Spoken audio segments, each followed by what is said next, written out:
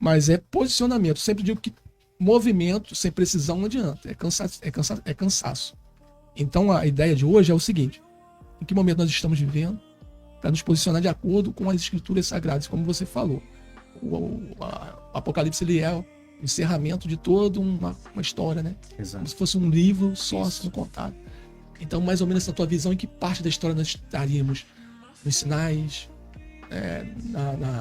nas dores de parto, nas Pois trombetas? eu quando analiso, e assim, é claro que eu fico bem dentro da questão da opinião, né? Que momento que nós estamos vivendo? Nós estamos vivendo o momento que eu costumo dizer, o momento da igreja. E aí sim, se nós formos analisar escatologicamente, é o momento da igreja, mas aí fora disso, eu sempre digo que a igreja ela é um parêntese na história das dispensações, certo? E aí dispensação é um outro assunto para um outro podcast. Ou para quem quiser saber, depois procura a gente, né? Mas então assim, a igreja ela é um parêntese dentro das dispensações, que é o agir de Deus. As dispensações revelam para nós, que é a forma que a gente crê, do agir de Deus na história. Eu, como professor de história, eu não consigo não enxergar isso. Eu também não. Né? Então, nem precisa ser professor de história, né? Para não enxergar isso. Mas tem gente que quer negligenciar isso. Então, assim, o momento que a gente vive no mundo, e aí quando eu digo mundo, não no mundo do que as pessoas pertencem, mas no mundo de modo geral, é um momento, sim, de dores. Porque a gente tem um texto que nos informa que existe sim um clamor pela natureza. Existe um clamor do próprio Espírito Santo de Deus, que nós cremos que está derramado sobre a igreja, para que esse regresso da parte de Jesus ele aconteça.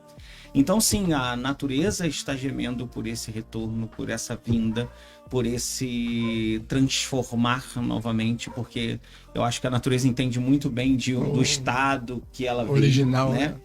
Então, onde ela está. Então, eu acredito que sim, pastor. Respondendo a pergunta, que nós estamos vivendo sim aquilo que a gente pode chamar e que não é nada bom, tá? Que isso fique claro, porque só porque a gente chama de princípio das dores ou das dores, a gente está vivendo esse momento e que não é nada bom. Então, na minha cabeça é isso.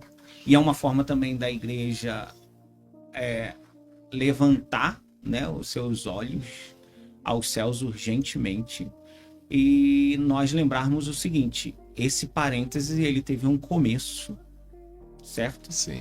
E ele vai ter um fim. Ele tem um fim, né? Certo. Paulo fala da porta, né? Exato. A porta do gente. Então, assim, nós temos esse momento, nós temos um estado de dormência por parte dos judeus, como Paulo tenta dizer ali aos romanos, ou Paulo diz, né? Não sei se os romanos conseguiram entender ali naquele momento.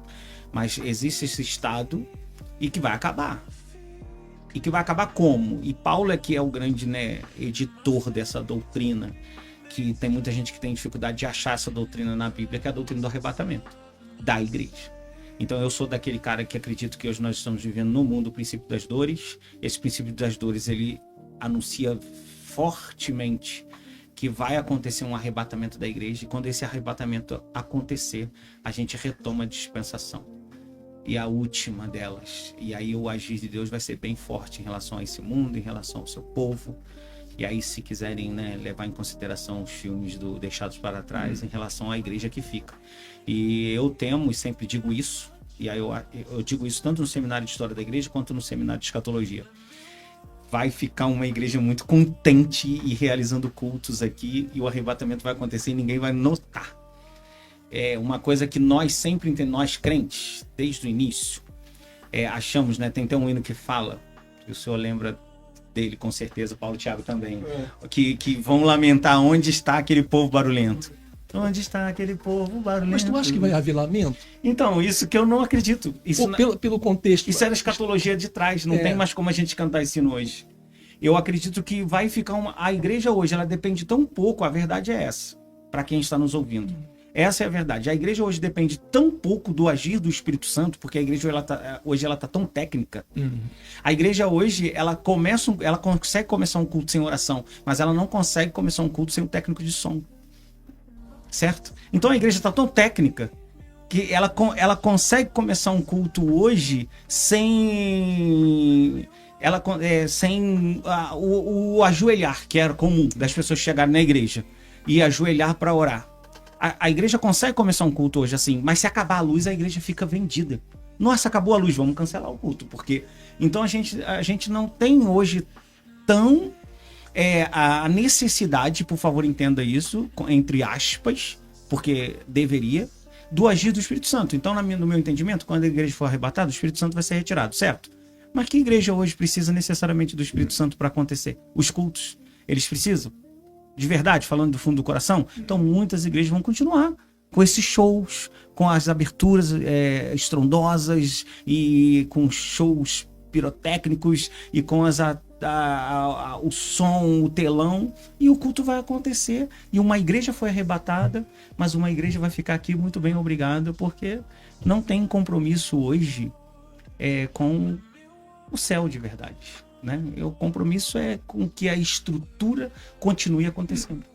Então, se a estrutura continuar, não vai haver lamento, não é essa? Então, assim, as coisas em relação ao que Deus prometeu, elas continuam acontecendo. Agora, como a igreja está se comportando dentro desse parênteses chamado graça que foi nos dado, aí é uma responsabilidade e um problema nosso. Isso vai ser retirado. Eu não sei, eu quero responder essa primeira pergunta para ir falando sobre isso.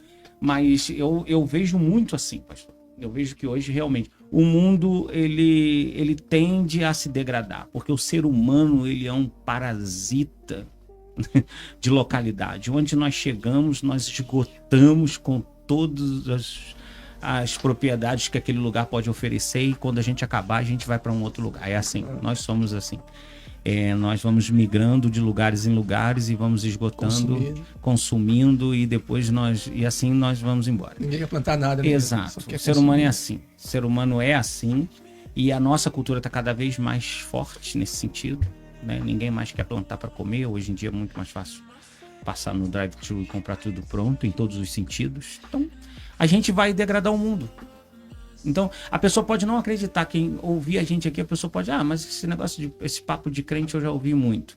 A pessoa pode não acreditar no apocalipse bíblico, no fim dos tempos bíblicos, mas ela precisa concordar que nós estamos contribuindo fortemente para que as coisas aqui acabem.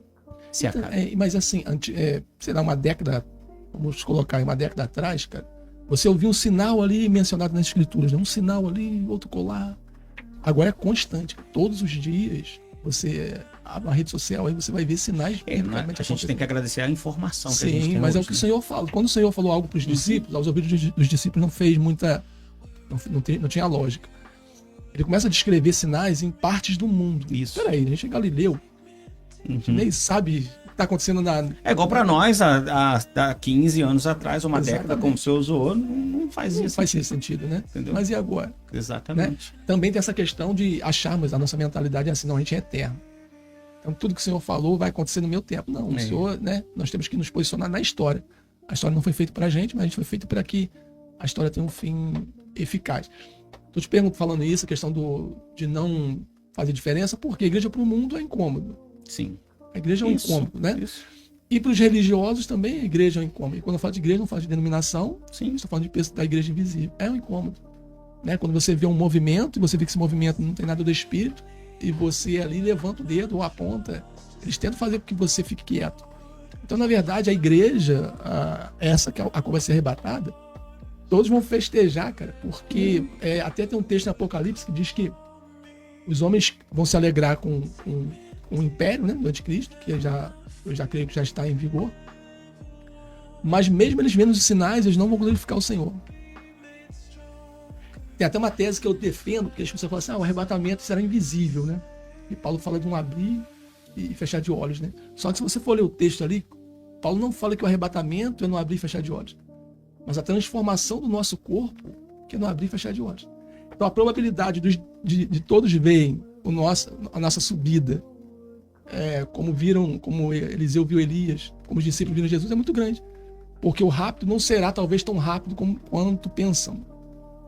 Porque Paulo fala do transformar do nosso corpo que não abrir e fechar de olhos, né? Que convém que ser mortal se revista da imortalidade o que é corruptível se reviste da incorruptibilidade. Sim. Então Paulo está falando da transformação do nosso corpo. Então, esses sinais, o senhor entende que é para quê? Os sinais é para o arrebatamento ou os sinais é para a volta de Cristo? Porque a volta de Cristo, nós cremos que Sim, né, seria um outro momento, vinda. né? Se a gente crê assim. Uma vez uma aluna, ela levantou uma tese, eu achei curioso, mas eu replico. Eu achei curioso, mas de alguma forma eu achei que faz sentido. Vamos ver se eu consigo ser didático o suficiente para tentar explicar. E aí usando até os termos que eu uso, que ela levantou essa questão. Quando eu uso que a igreja ela é um parêntese nas dispensações, né? E Paulo fala que era, né? E aí, falando ali, dando aula, né? Explicando para eles. Então tem o parêntese de início, e aí eu tento trabalhar isso com eles quando a igreja começa. Eu até vou um pouco mais atrás de Atos dos Apóstolos. Eu coloco ali que a igreja começa quando Jesus ele fala com Pedro ali que ele edificaria a igreja dele. Então eu coloco parênteses ali, não estou dizendo que é o certo. Tem gente que gosta de colocar com a descida, né, do Espírito Santo. Eu coloco ali porque eu entendo que para descer o Espírito Santo já tinha que ter uma igreja. Então eu coloco ali, quando Jesus fala sobre a eclésia. E aí tem um fim. Esse fim a gente não sabe. Esse parênteses aqui, ó, a gente não sabe quando ele é o fim. Parênteses do fim aqui. Quando ele vai acontecer? Quando que é o fim do parênteses da igreja? Aí a gente fala assim, é com o arrebatamento, não é isso que a gente fala? Aí acabou. Foi arrebatado, uma vez que a igreja foi arrebatada, começa a última dispensação, a última semana de Daniel e tal, o pessoal gosta de falar ali. A última dispensação começaria no milênio, né? Ah, não. Né? Não, no caso, a graça. A última dispensação das 70 semanas, vamos falar assim, não é isso? É ali que acontece. Porque são 7 dispensações. Nós estamos na graça, que é a sexta. Isso. Né? Então a graça, ela vai. Dispensação não é a palavra correta, não. É a última semana de Daniel. Sim. Isso. É essa aqui que eu queria chegar. Porque a última seria o milênio. Né? Isso. Aí vai ao estado mesmo de eternidade. Desculpa ter quebrado o raciocínio aqui. O senhor tá certo. A semana de Daniel. Aí o arrebatamento acontece. Aí ela falou o seguinte: e se o que a gente chama de arrebatamento de igreja, que aí faz sentido com também o que o senhor está falando de alguma forma. Que aí o senhor trouxe uma outra linha. Mas e se o arrebatamento ele já vem acontecendo? Não no sentido como a gente entende, né? A roupa vai caindo e tal. Não no sentido como a gente entende. Mas a igreja veio existindo esse tempo todo, sendo arrebatada com mortes, até com transladação, aquela coisa toda, mas aqui acabou. E a gente não sabe quando que é aqui. Vamos supor que seja daqui a 1 hora. Aí talvez, se nós fizermos parte realmente disso, daqui a 1 hora nós não vamos estar aqui. Como vai ser? Será que nós vamos ter visivelmente uma morte fulminante nessa carcaça que nós carregamos aqui? Então ela levantou um questionamento curioso de que esse arrebatamento, ele é realmente... O que eu estou querendo dizer com isso? Esse arrebatamento é algo que, igual o senhor trouxe também, essa questão de que todos talvez vejam, né? Ele é uma questão que não tem como a gente definir com a nossa, e aí eu gosto de usar sempre, com a nossa cognição. Porque a nossa cognição em relação a isso é limitada, porque, de verdade, pastor, para mim vai ser algo, para mim não, para todos nós, vai ser algo que não se explica mesmo. Entendeu? Então, sim, se todas as televisões do mundo divulgarem esse arrebatamento, isso também não vai me alarmar em nada. Para eles divulgarem, para eles divulgarem, tem que ser, não pode ser algo assim. Você não tem como ver, não, você não viu. Ver. Mas a minha, às vezes, percepção é que vai existir, a igreja hoje está tão dispersa em relação a isso, que vai acontecer e mesmo que todo mundo veja, as pessoas não vão enxergar. Então, o Paulo ele fala, essa tese é interessante, mas Paulo ele fala o porquê. Primeiro ele diz assim, eis que vos digo o mistério. E aí ele vai trazer a doutrina do... Jesus não falou sobre arrebatamento. Não, né? A Bíblia de Paulo para trás não. Paulo vai ser o primeiro ele é o agente, né, que inaugura esse assunto. Eis que vos digo o mistério. Nem todos dormiremos, mas todos seremos transformados. Não abrir e fechar de olhos. Por isso que eu digo, né? Tá falando de transformação. Todos seremos transformados. Aí ele fala, porque convém que isso que é mortal se reviste na imortalidade, e o que é corruptível se reviste na incorruptibilidade. Sim. E quando isso que é mortal se revestir na imortalidade, o que é corruptível se revestir na incorruptibilidade, cumpre-se a palavra que diz, tragada foi a morte na vitória. Onde está a morte, essa vitória? onde está o inferno dos seus agrilhões. Ele vai falar o porquê do arrebatamento. Então ele vai falar que o arrebatamento, ele ver se eu consigo deixar bem didático. O arrebatamento nada mais é para aqueles que partiram o encontro da parte imaterial com a parte material. Sim. Né? Porque o corpo está no pó da terra, então necessita com que... Por isso que eles são os primeiros. De acordo com Paulo, são os primeiros a ser ressuscitado. Ali, o corpo glorificado. Então, o arrebatamento é o meio pelo qual o Senhor vai dar um corpo glorificado para a igreja. Por isso que os que estão mortos ressuscitam, né? Nós estivermos vivos. E quando eu falei a questão da sétima dispensação, que é o milênio, porque no Apocalipse João usa menção, ele faz menção de cordeiro o tempo todo. E todas as vezes que aparece essa expressão cordeiro, é sempre a indicação de salvação. Salvação, salvação. E de acordo com o João, ele vai falando que multidão, né? Pessoas que foram decapitadas, que foram martirizadas ali, foram chegando na glória e recebendo uma veste branca e uma mensagem de espera até que o número de conservos seja ali completado. Mas a igreja, como o senhor falou, Paulo vai falar que é um mistério. A igreja é um mistério.